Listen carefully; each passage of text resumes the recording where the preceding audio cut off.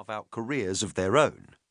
But, as James had never met the man, he said he couldn't comment on that side of his nature.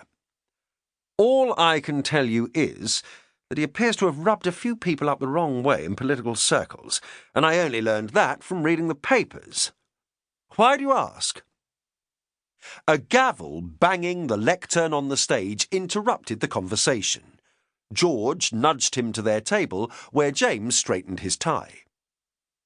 It was mid-afternoon, and he had on a light grey suit, matching tie and a white shirt. The waiter topped up his glass of sparkling wine.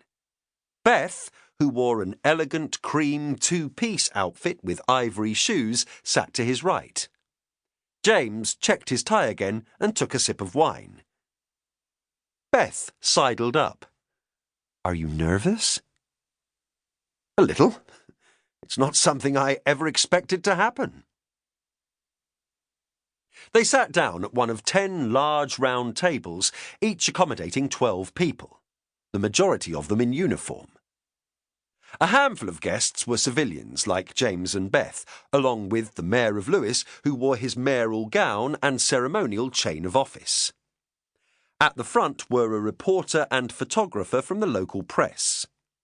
Men and women from the Sussex Constabulary were dressed in their finest, buttons gleaming, shoes polished, and hair immaculate. Each table had been decorated with colourful ribbons and flowers. Attendees had enjoyed a light lunch of smoked mackerel and salad. A ripple of applause went around the room as a young police constable accepted a certificate for his efforts in preventing a local robbery. George Lane, one of James's oldest friends, sat to his left. It had been a long time since James had seen him in anything other than an ill-fitting suit and fedora. James complimented his friend on his appearance. George brushed some fluff from the pips on his epaulette and grunted, "I'm all for recognising our people, but I'd be far more comfortable in my normal get-up." He was about to continue when he saw who was stepping onto the stage. "I think this is us." James's stomach did a minor flip. He took another sip of wine and settled back in his chair. Superintendent Higgins, looking every inch the professional with gold braid on his uniform and 3 medals on his chest, tapped the microphone and placed a sheet of paper on the wooden lectern. His thinning hair was swept back from his forehead. He cleared his throat. "Ladies and gentlemen, I'd like to thank everyone here for attending this award ceremony and commend our officers within the force for their continued service, loyalty, devotion and bravery in what can be a dangerous yet fulfilling occupation.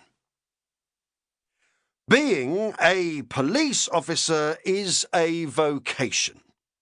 It is not a job that you simply step into.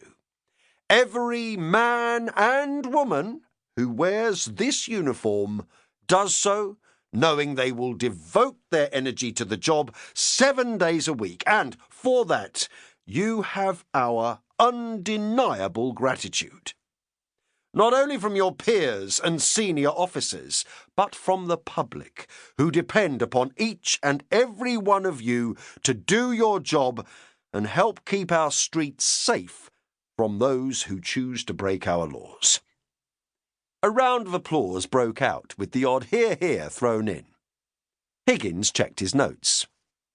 "We have heard a good many stories today of the bravery, integrity, and ingenuity of our people. And I am proud to have you serve your county so well. To end this formal part of the afternoon, I have 2 awards to hand out. The first is one that I rarely have the pleasure of giving, and one that fills me with a good deal of pride.